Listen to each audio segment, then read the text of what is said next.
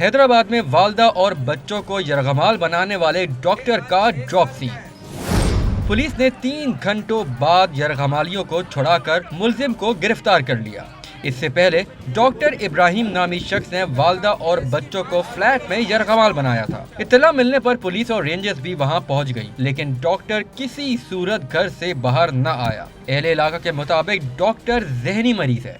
सही, बस ये एक पागल इंसान है, काफ़ी टाइम से यहाँ पे वैसे ही लोगों को हिरासा करता रहता है ना, तो उस वजह से पहले कंप्लेंट भी की थी हमने, लेकिन कोई हल नहीं निकला उसका। अचानक फायरिंग कर दी है, लड़के खड़े हुए थे अपने बालकनी में, उसकी वजह से एक लड़का हमारा जख्मी हो गया है। यरगमालियों को छुड़ाने अयास लतीफ पलीजो भी मौके पर पहुंचे और डॉक्टर से बातचीत की कोशिश भी की, लेकिन डॉक्टर ने सोचने के लिए 2 घंटे का वक्त मांग लिया। डॉक्टर ने मीडिया को बताया कि बच्चे की मां उसकी पैदाइश होते ही उसे छोड़ गई थी। आज 6 साल का है,